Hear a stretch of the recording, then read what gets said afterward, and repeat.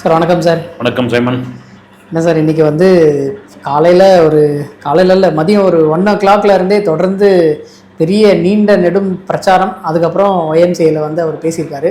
இன்றைக்கி அவர் பேசின விஷயங்கள் எல்லாமே ஒரு மாதிரி ரொம்ப ஃபயராக பேசின மாதிரி இருந்தது, ரொம்ப கோபப்பட்டு பேசின மாதிரி இருந்தது.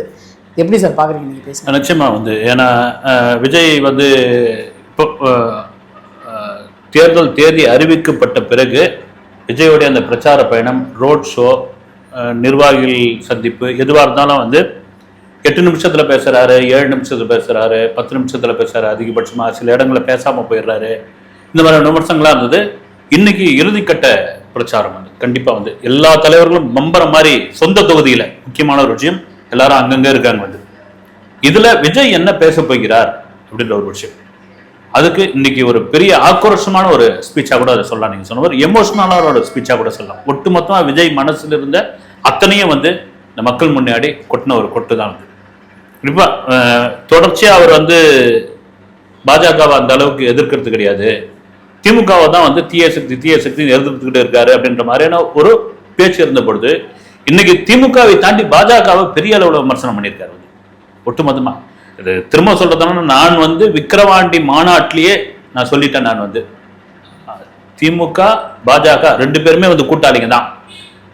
திமுக காங்கிரஸ் கூட தெரிஞ்சு கூட்டணி வச்சிருந்தாலும் தெரியாமல் அவங்க கூட தான் கூட்டணி வச்சிருக்காருன்னு நான் அப்பயே சொன்னேன். நான் 2 வருஷத்துக்கு முன்னாடியே சொல்லிட்டேன். அதை தான் இப்போ மேற்கு வங்காளத்தில் மம்தா பானர்ஜி சொல்லியிருக்காங்க. ஆனால் 2 பேருமே நம்பாதீங்க அப்படின்னு அதில் ஆரம்பிச்சு ஒவ்வொரு விஷயமா, ஸ்டாலின் சாரை வீட்டுக்கு அனுப்ப போறோம் நாங்க, அப்புறம் அடுத்த ஆட்சி நாங்கள் தான் பிடிச்சிட்டோம், பயங்கர கான்ஃபிடென்ட்டாக பேசின ஒரு பேச்சு மக்கள் முன்னாடி மறுபடியும் விஜய் நான் திரும்ப சொல்றேன்னு நீங்க நினைக்காதீங்க அப்படின்னு ஆரம்பிச்சு, எனக்கு ஒரு வாய்ப்பு தான் கொடுங்களேன், வாய்ப்பை ஏன் கொடுக்க மாட்டேன்றீங்க, கொடுங்க இந்த வாய்ப்பை கொடுத்து பாருங்க. நீங்க மிக முக்கியமான ஒரு விஷயம் சைமன் என்னன்னா, சிறுபான்மையினருடைய ஓட்டு அப்படின்ற ஒரு விஷயம். ஏன்னா இடையில கூட இந்த தேர்தல் அறிவிக்கிறதுக்கு முன்னாடி எல்லாம் கூட ஒரு பேச்சா வந்தது, என்டிஏ கூட்டணியில் விஜய் சேர போகிறார், அவருக்கு 95 சீட்டு கேட்கிறாங்க, ஆட்சி அதிகாரத்தில் பங்கு இல்லைன்னா துணை முதல்வர், இப்படி எல்லாம் ஓடிக்கிட்டு இருந்தது. அந்த பேச்சுவார்த்தையெல்லாம் ரகசியமா ஹைதராபாத்ல நடந்ததா கூட ஒரு இதுல இருந்தது. அப்ப இப்படி என்டிஏ கூட போயிட்டா சிறுபான்மையினர் ஓட்டு விஜய்க்கு கிடைக்காதுப்பா அப்படின்னு நாங்க போலிங்க யாரு கூட தனியா தாங்க நிக்கிறோம் அப்படின்னு. பிறகு சமீபத்துல முதல்வர் ஸ்டாலின் அவர்களை கிறிஸ்துவ தேவாலய பாதிரியார்கள்லாம் சந்திச்சு ஒரு ஆதரவு தெரிவிச்ச ஒரு விஷயமாகட்டும், அப்புறம் திருச்சியில போயிட்டு அவர் சர்ச்சிலையும் இந்து கோயில்களையும் மசூதிலையும் பண்ணதாகட்டும், இதெல்லாம் சிறுபான்மை ஓட்டு இவர் பக்கம் திரும்புமா, இதுக்காக தான் இவர் நாடகம் ஆடுறாரா நடிக்கிறாரா அப்படிலாம் இருந்தாங்க. என்றைக்கும் சிறுபான்மையினுடைய ஒரு உற்ற தோழனாக நாங்க இருப்போம், எம்மதமும் சம்மதம், அதுல நாங்க மாற்று கருத்து கிடையாது, நீங்க எங்களை 100% நம்பலாம் அப்படின்னு அந்த ஸ்பீச்ல இருந்து ஆரம்பிச்சு ஒவ்வொரு விஷயமாக பயங்கர தெறிக்க விடுற மாதிரி இருந்தது. இன்னைக்கு சார் இத்தனை நாளா பிஜேபியை பத்தி பெருசா எந்த விமர்சனமும் பண்ணாம இன்னைக்கு திடீர்னு இந்த அளவுக்கு தாக்குறதுக்கான காரணம் ஏதாவது இருக்குமா? இல்ல இதுக்கப்புறம் பண்ணியிருக்காரு. அதாவது அதை பண்ணா பிஜேபியை தாக்கி பேசினா இது என்ன நாடாளுமன்ற எலெக்ஷனா, இது இங்க சட்டசபை எலெக்ஷன் தானே, டிவிகேவுக்கும் டிஎம்கேவுக்கும் தானே, டிஎம்கேவுக்கும் டிவிகேவுக்கும் தானே, இதுல ஏமா பிஜேபி அடின்னு அடிச்சுக்கிட்டு இருக்க அப்படின்ற ஒரு கேள்வி இருக்கும். இந்த இறுதிக்கட்ட பிரச்சாரம் எங்களுக்கு 2 பேருமே கொள்கை எதிரி, அரசியல் எதிரி, 2 பேருமே சரியில்லை, நாங்க 2 பேருமே எதிர்த்து தான் ஒரு அரசியல் களத்துக்குள்ள வந்திருக்கிறோம், மக்கள் நீங்க ஆதரவு கொடுங்கன்னு இந்த முறை இன்னைக்கு பிஜேபியோட எதிர்ப்பு அரசியல் நிறைய பேசியிருந்தார் விஜய். சார் இத்தனை நாளா இந்த 3 மதங்களையும் தழுவி தான் விஜய் அவர்கள் எல்லா இடத்துலையும் பேசிக்கிட்டு இருந்திருக்காரு. இன்னைக்கு இல்ல திருச்சியில நடந்த சம்பவம், இன்னைக்கு ராஜ்மோகன் அவர்கள் இந்த பிரைஸ் த லார்டு, சலாம் அலைக்கும், அப்புறம் இது இன்னொரு விஷயம் எல்லாத்தையும் சொல்லி 3 மதத்தையும் சேர்ந்த மாதிரி ஒரு விஷயத்த சொல்லி அதுக்கப்புறமா ஆரம்பிச்சாரு. இது இவங்களுக்கு கான்ட்ரவர்சியா ஆயிருக்கு அப்படின்றதால சிறுபான்மையரை நம்ம ஆதரிச்சு ஆகணும் அப்படின்ற ஒரு நிலைக்கு தள்ளப்பட்டதால இந்த மாதிரி இல்ல. அப்படி நீங்க சிறுபான்மையர்கள் அவங்க எங்கேயாவது இடத்துல விமர்சனம் பண்ணியிருந்தாங்க, அவங்கள மரியாதை குறைவாக பேசியிருந்தாங்க, அவங்கள தரம் தாழ்ந்து இது பண்ணியிருந்தாங்க, அவங்க மதம் சார்ந்த அடையாளங்களை எங்கேயாவது கிண்டல் பண்ணியிருந்தா நமக்கு அந்த ஓட் பேங்க் இல்லாம போயிடும். நம்ம இந்த நேரத்துல நம்ம மாஸ்க்ல போய் இது பண்ணுவோம், துவா பண்ணுவோம், சர்ச்சில் போய் மண்டிட்டு பிரார்த்தனை பண்ணணும்னு பண்ணலாம். ஆனா எந்த விதத்துலயும் அவங்க எங்கேயுமே யாரையும் அவங்க தாக்கி பேசல. அந்த ஓட்டம் எங்களுக்கு முக்கியம் அப்படின்னு. ஏன்னா எலெக்ஷனுக்குள்ள வந்தாச்சு, இப்ப நீங்க எலைட் அரசியல்லாம் பண்ண முடியாது, இறங்கிதான் அரசியல் பண்ணி ஆகணும். அப்படிமா அதுல ஒன்றும் தப்பு கிடையாது. இந்த கருத்து கணிப்பு ரிலேட்டடா ஒரு விஷயம் சொல்லியிருந்தாரு. நம்ம ஆரம்பத்துல இருந்தே சொல்றோம், ஒருத்தரும் ஒன்று டிசைனா சொல்லிக்கிட்டு இருக்காங்க அப்படின்னு. இப்போ ரீசெண்டாக வந்த கருத்து கணிப்பு எல்லாமே டிஎம்கேவுக்கு சாதகமாக இருக்கிறது அப்படின்னு சொல்லியே நமக்கு கண் கூட தெரியுது. சாணக்கியாவில் வந்ததாக இருக்கட்டும், விகடனில் வந்ததாக இருக்கட்டும், அந்த மாதிரி தொடர்ந்து வந்துக்கிட்டே இருக்கு. முன்னாடி வந்து டிவிகே தான் அதிக இடங்களை பெறும், இல்லைன்னா அவங்களுக்கு வாக்கு சதவீதம் ரொம்ப அதிகமாக இருக்கும் அப்படின்ற மாதிரியும் கருத்து கணிப்பு வந்தது. இப்போ நம்ம எதை சார் பார்க்கணும்? இவர் பேசின விஷயத்தை பற்றி பார்த்தா கருத்து கணிப்பு ஒட்டுமொத்தமா விஜய் அதை தான் சொன்னாப்ல. நானே கூட அதான் சொல்லிட்டு இருந்தேன் தொடர்ச்சியா வந்து இந்த கருத்து கணிப்புலாம் நம்பாதீங்கன்னு. மறைந்த செல்வி ஜெயலலிதா அவர்கள் சிறைக்கெல்லாம் போயிட்டு வந்து அதன் பிறகு வந்து அவர் மேல அவ்வளவு ஊழல் குற்றச்சாட்டுலாம் வச்சு அவருடைய செருப்புலாம் பாருங்க, கிட்டத்தட்ட 300 ஜோடி செருப்பு வச்சிருக்காங்க, இவ்வளவு நகை வச்சிருக்காங்கன்னு ஊடகங்கள்ல பெரிய காட்சி பொருளை காமிச்சு அவ்வளவுதான் ஜெயலலிதா அம்மையாருடைய அரசியல் வாழ்க்கையை முடிஞ்சு போச்சுன்னு சொன்ன பொழுது இந்த கருத்து கணிப்புல அப்படிதான் இருந்தது. அது ஒண்ணுமே இல்லைன்னு. ஆனா அத்தனையும் அடிச்சு நொறுக்கிட்டாங்க அந்த மக்கள். வந்து நீங்க மக்கள் மனசை புரிஞ்சிக்கவே முடியாது, அது புரிஞ்சிக்க முடியாது. அதை தான் விஜய் சொல்லியிருக்காரு, இந்த கருத்து கணிப்பு இந்த இதுவெல்லாம் தூக்கி வேற கட்டி உள்ள வைங்க, மக்கள் எனக்கு முடிவு பண்ணுவாங்க அப்படின்னு பயங்கர கான்பிடண்டா இருக்கிறாங்க தாவேக்காவுடன். விஜய் அதை விட அதிக கான்பிடண்டா இருக்காரு. சார், இந்த கரூர் சம்பவம் ரிலேட்டடாக பேசியிருப்பாரு. இத்தனை நாளாக அங்கங்கே பேசியிருந்தாலும் இன்னைக்கு வந்து ஸ்ட்ரைட்டாகவே பேசிட்டாரு.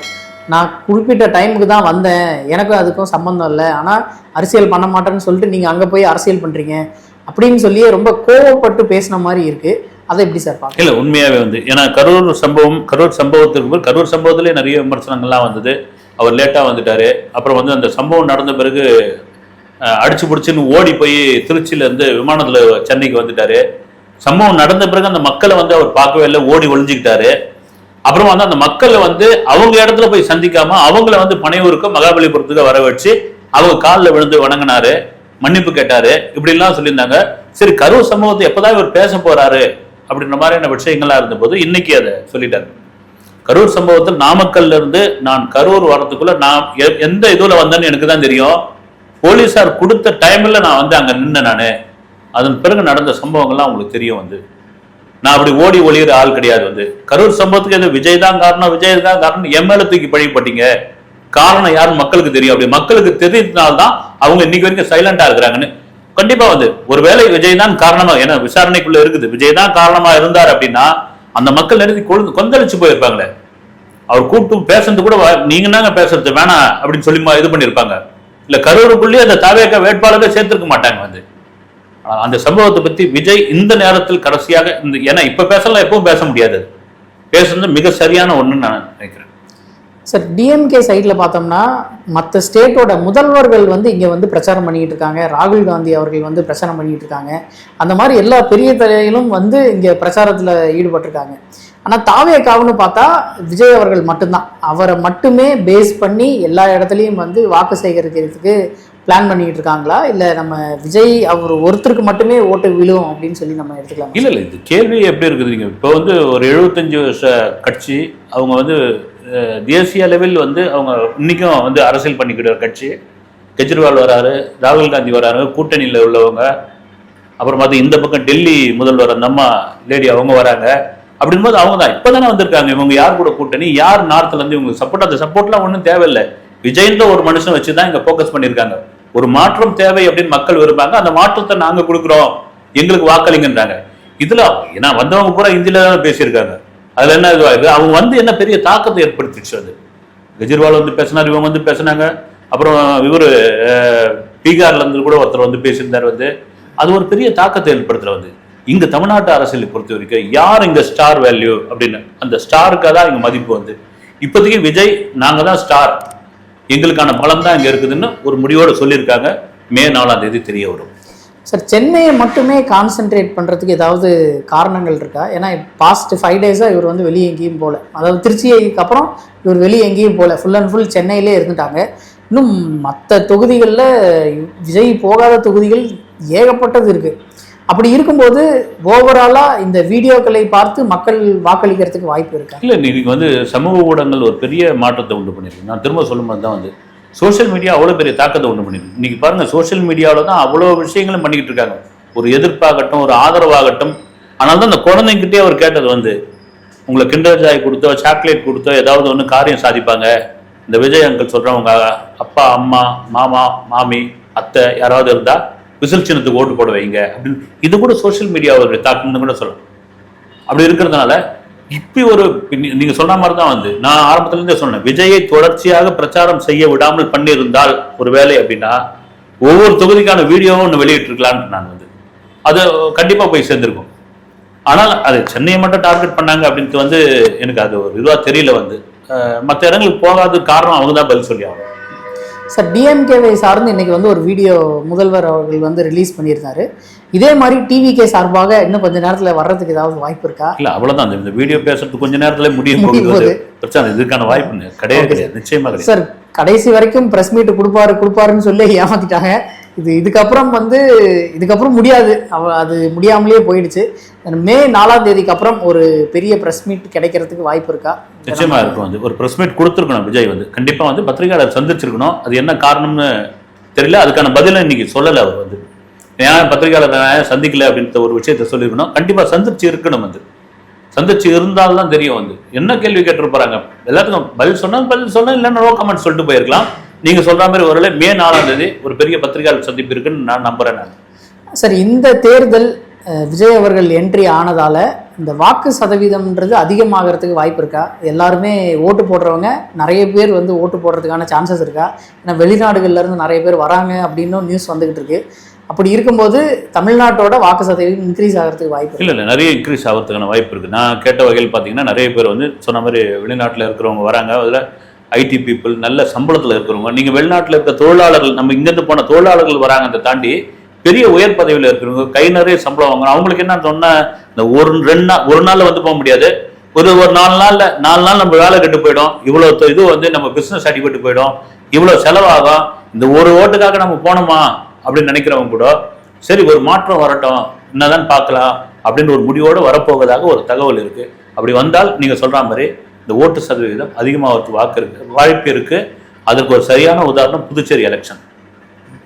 சார், இப்போ தாவேகா சார்பா பூத் ஏஜென்ட்ஸ்லாம் ஆல்ரெடி பிளான் பண்ணி செட் பண்ணிட்டாங்களா? ஏன்னா பூத் ஏஜென்ட்ஸ்க்கு வந்து நிறைய செமினார் மாதிரி எடுக்க போகிறோம் அப்படின்னு சொல்லிலாம் முன்னாடி சொல்லிட்டு இருந்தாங்க. பட் அது எங்கேயும் நடந்த மாதிரி நமக்கு தெரியல. ஒருவேளை உள்ள வந்து அது நடந்திருக்கிறதுக்கு வாய்ப்பு இருக்கா?